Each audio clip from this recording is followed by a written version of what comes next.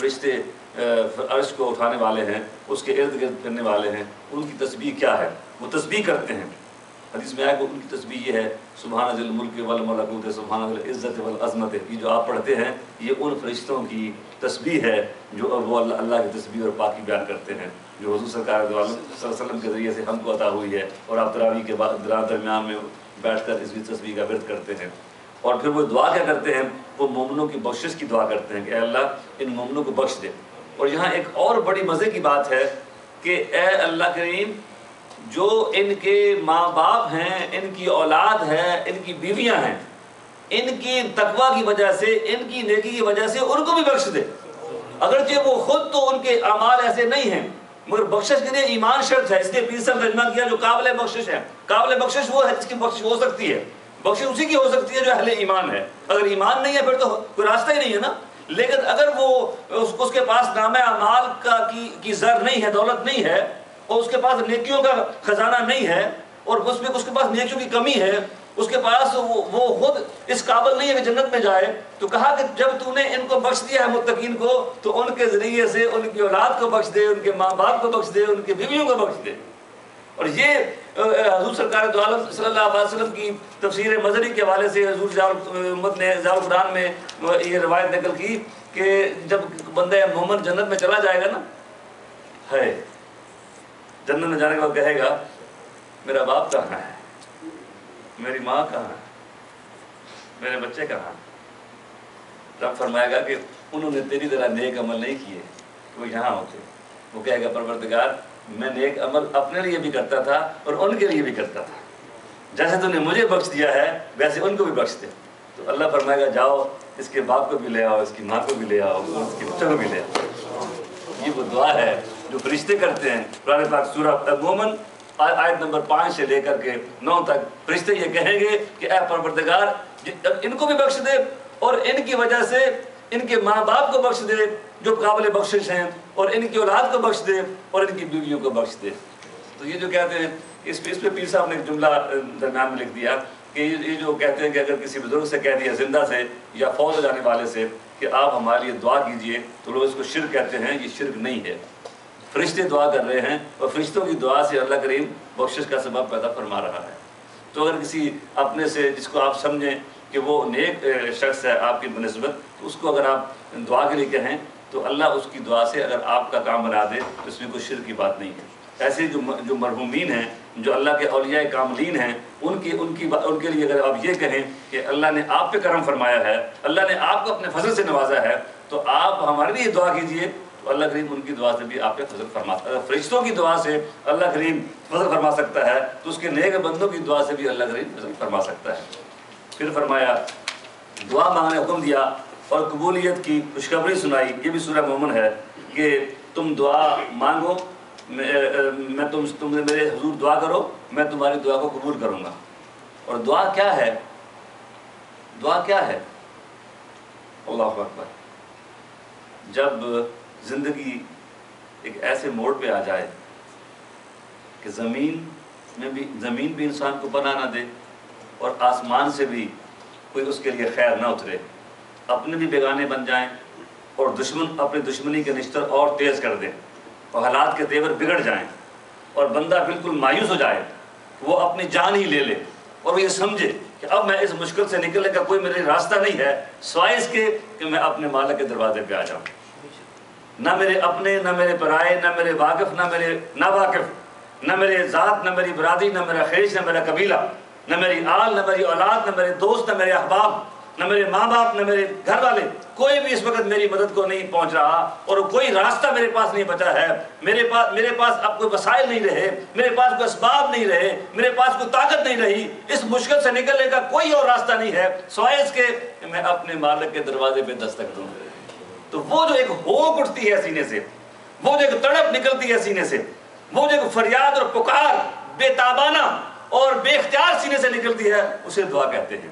اور جب اس طرح دعا کی جاتی ہے رب کی بارگاہ میں تو وہ دعا سنتا ہے، وہ قبول کرتا ہے۔ اسی لیے سرکار نے فرمایا الدعاء مخ العبادہ، دعا جو ہے وہ عبادت کا مغز ہے، دعا کرنا یہ عبادت کا مغز ہے۔ اور فرمایا الدعاء سلاح المومن، دعا مومن کا ہتھیار ہے۔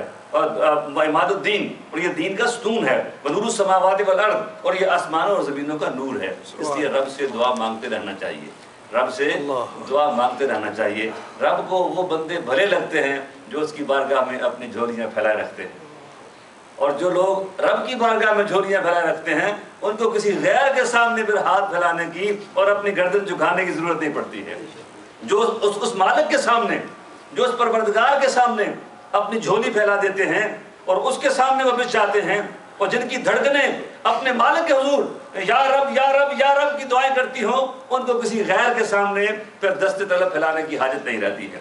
پھر فرمایا کہ اللہ کے سوا کسی اور کی عبادت نہ کرو، مخلص ہو کر اللہ کی عبادت کرو، پھر اگر رکھتے ہو تو اپنی تخلیق پہ غور کرو۔ پھر اسی دعا کے ضمن میں شاید میں نے پہلے بھی آپ سے عرض کیا تھا کہ حضور سرکار دو عالم صلی اللہ علیہ وسلم تشریف رکھتے تھے، اور ایک شخص آیا اور اس نے آ کے نماز پڑھی، اور نماز پڑھ کے اس نے کہا اللہ مغفر لی ورحمنی، کہ اللہ مجھے معاف کر دے اور مجھ پہ رحم فرما۔ حضور سرکار دو عالم صلی اللہ علیہ وسلم نے سماعت فرمایا تو کہا اجلت ایھا المصلی، اے نمازی تو نے بڑی جلدی کی ہے، تو نے نماز پڑھی اور فوراً تم نے یہ دعا کر دی اللہ مجھے معاف کر دے مجھ پہ رحم فرما۔ بس اے نمازی تو نے بہت اجرت سے کام لیا ہے۔ تو کیا کرتا ہے؟ اذا صلیت فقعدت فاحمد اللہ تعالی بما هو اہلہ وصلی علیہ ثم ادعوہ، کہ چاہیے تو یہ تھا کہ جب تو نماز پڑھ چکتا تو پھر تھوڑی دیر بیٹھتا، پھر تو اللہ تعالیٰ کی حمد بیان کرتا جس شان کے وہ لائق ہے، پھر تو مجھ پر کہ میں تیرا نبی ہوں، پھر تو مجھ پر درود پڑھتا، اور پھر تو میں رب سے مانگتا تو تجھے وہ عطا فرماتا۔ تو یہ طریقہ سرکار نے بتا دیا کہ نماز پڑھ کر بھاگ لینا یہ مسنون طریقہ سرکار کا پسندیدہ طریقہ نہیں ہے۔ نماز پڑھ کے کچھ دیر بیٹھا جائے، نماز پڑھ کے اللہ کی حمد و ثنا کی جائے، نماز پڑھ کے اللہ کے پیارے حبیب صلی اللہ علیہ وسلم پہ درود و سلام پڑھا جائے، اور پھر اس سے مانگا جائے۔ تو ہمارے ہاں اہل سنت کے ہاں جو جماعت کے بعد دستور ہے کہ کلمہ پڑھتے ہیں، ذکر اذکار کرتے ہیں، پھر ان اللہ و ملائکتہ یصلون علی النبی کہہ کے سرکار پہ درود کی دعوت دیتے ہیں، پھر سارے مل کے درود پڑھتے ہیں۔ تو یہ سارا سرکار کا بتایا ہوا طریقہ ہے کہ یہ احسن طریقہ ہے دعا مانگنے کا۔ اللہ مجھے اور آپ پہ اسی پہ استقامت نصیب فرمائے۔ پھر کہا کہ وہ اچھا کلمہ کس کا ہے، بات کس کی اچھی ہے، کس کی دعوت اچھی ہے۔ ہر آدمی سمجھتا ہے کہ میرا کلمہ، میری بات اچھی ہے۔ کس کی بات اچھی ہے؟ رب کہتا ہے وَمَنْ أَحْسَنُ قَوْلًا مِمَّنْ دَعَا إِلَى اللَّهِ، کہ اس کی بات سے کس کی بھلا بات اچھی ہو سکتی ہے، اس کے قول سے بھلا کس کا قول اچھا ہو سکتا ہے، اس کے کہنے سے بھلا کس کا کہنا اچھا ہو سکتا ہے، کہ جس نے بلایا اللہ کی طرف۔ وَمَنْ أَحْسَنُ قَوْلًا مِمَّنْ دَعَا إِلَى اللَّهِ، جس نے بلایا لوگوں کو اللہ کی طرف، اللہ دعوت دی اور نیک عمل کیے، وَعَمِلَ صَالِحًا، اور اس نے نیک عمل کیے، اور کہا کہ اِنَّنِي مِنَ الْمُسْلِمِينَ، کہ میں تو مسلمانوں میں سے ہوں۔ لوگوں کو دعوت بھی خیر کی دی، اور پھر برسر عام کہا کہ لوگوں سنو میں مسلمان ہوں۔ اس پہ حضور پیر صاحب نے بڑی دل دہلانے والی تحریر کی ہے، اگر آپ کو موقع ہو تو آپ پڑھیے اس کو، کہ یہ سورہ حامیم سجدہ کی 33 نمبر آیت کی تفسیر زیادہ میں پڑھیے۔ وہ کہتا ہے کہ یہ آسان کام نہیں ہے یہ کہنا اننی من المسلمین، کہ بے شک میں مسلمانوں میں سے ہوں۔ ہمارے لیے عام سی بات ہے کہ کوئی کہہ دے کہ میں مسلمان ہوں، میں مسلمانوں میں سے ہوں۔ وہ کہتے ہیں جس ماحول میں یہ قرآن اتر رہا تھا وہاں گویا قرآن پاک، وہاں کسی بندے کا اس ماحول میں یہ کہنا کہ میں مسلمان ہوں، گویا یہ دعوت دینا تھا کہ لوگوں آؤ مجھے برہنہ کر دو، لوگوں آؤ میری چھاتی پر دہکتے ہوئے پتھر، تپتے ہوئے پتھر رکھ دو، لوگوں آؤ میرے سامنے کوئلوں کی آگ دہکا دو اور ان دہکتے انگاروں پر ننگے بدن مجھ کو لٹا دو، لوگوں آؤ میرے پاؤں میں رسیاں ڈال کر مجھے شہر کی گلی گلی میں کھینچو اور گھسیٹو، اور تم سب کچھ کر لو، میں پھر بھی کہوں گا اننی من المسلمین، میں مسلمانوں میں سے ہوں۔ میری زبان پر تم انگارے رکھو گے اور پھر تم مجھے پوچھو گے کہ بتاؤ تمہارا خدا کون ہے، تو میری زبان سے پھر بھی نکلے گا احد احد احد اللہ احد اللہ احد اللہ احد۔ اسی لیے اقبال نے کہا جو می گویم مسلمانم بلرزم کہ دانم مشکلات لا الارا، جب میں کہتا ہوں میں مسلمان ہوں تو میں کانپ جاتا ہوں کہ میں جانتا ہوں کہ مسلمان ہونے کی مشکلات کیا ہیں، مسلمان کہلانے کی مشکلات کیا ہیں۔ تو یہ جرأت زندانہ چاہیے اسلام کے لیے، اپولوجیٹک جو رویہ ہے، مرد خواہانہ رویہ جو ہے. کئی ہم گزرتے ہیں، میں دیکھتا ہوں دوستوں کو، وہ کہتے ہیں گاڑی کے اندر نا نماز پڑھ لیں، ذرا چھپ کے نا نماز پڑھ لیں، کوئی دیکھے گا ہمیں نماز پڑھتے ہوئے، یہ لوگ ہمیں کیا کہیں گے نماز پڑھ رہے ہیں. تو don't be shy, be courageous. اپنے آپ کو چھپانے کی ضرورت نہیں ہے. ہم مسلمان ہیں اور بندہ مومن کو رب تعالیٰ کے ساتھ اپنے تعلق کو چھپانے کی حاجت نہیں ہے. تو اس طرح جو بھی مشکلات آئیں اس کو ہنسی خوشی برداشت کرنا چاہیے. یہ اس کے وہ احکام تھے جو اللہ نے حکم دیا اور جن سے منع کیا. اللہ نے اللہ پر جھوٹ باندھنے سے منع کیا، شرک کرنے سے منع کیا، انسانوں کی ناپسندیدہ جو خصلتیں ہیں ان سے منع کیا.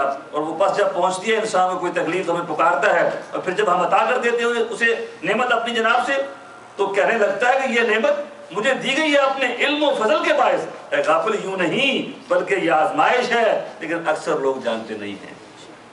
جب لوگوں کو اس میں نے کسی صاحب کا کوئی تذکرہ کر رہا تھا حضور شاہ صاحب سے اپنے استاد مکرم سے، تو وہاں لگے کہ جب انسان مایوس ہوتا ہے تو وہ تنکے کا بھی سہارا تلاش کرتا ہے کہ مجھے تنکا بھی مجھے کوئی پکڑ لوں تو وہ تنکا ہی میری مدد کرتا ہے. اس تنکے کو پکڑے میں دریا میں نکل جاؤں. جب وہ نکل جاتا ہے تو چھت پہ پہنچ جاتا ہے تو وہ کہتا ہے ہاں ہاں یہ تو میں نے خود جمپ کیا اور میں جمپ کر کے میں اوپر پہنچ گیا ہوں.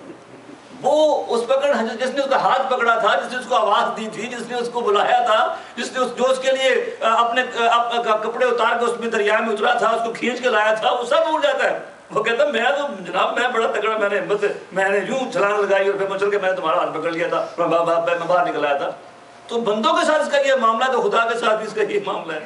جب اللہ رحمت کرتا ہے، وہ اپنے فضل سے اس کو نوازتا ہے، تو وہ کہتا ہے جی یہ تو میرا علم تھا، میرا تجربہ تھا، میری عقل تھی، میں نے ایک گیس اسٹیشن پہ 2، پھر میں نے 4، پھر میں نے 5، پھر میں نے ایسے، پھر میں نے ایسے. تو یہ نہیں سمجھتا یہ میرے مالک کی دین ہے، یہ میرے مالک کی. یہ سمجھنا چاہیے ہمیں کہ جو کچھ ہمیں دیا گیا ہے یہ ہمارے مالک کی عطا ہے.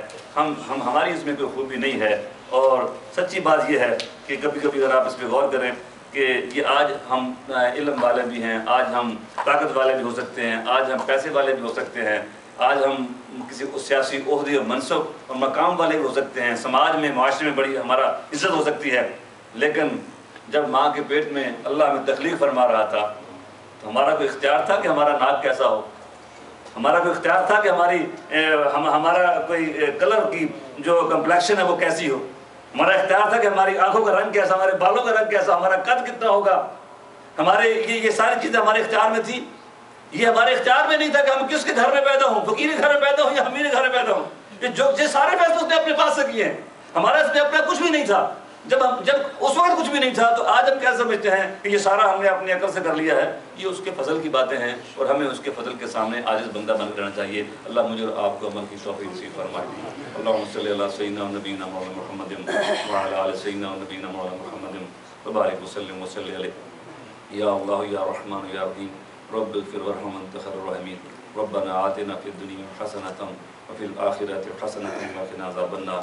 یا اللہ کریم تیرا لاکھ لاکھ شکر ہے، تیرا فضل ہے، تیرا احسان ہے. تو نے آج کی یہ بابرکت رات بھی ہمیں اپنے کلام کی سماعت کے لیے نصیب فرمائی، ہمیں اپنے پاک کلام کو سمجھنے کی کوشش کرنے کی توفیق بخشی.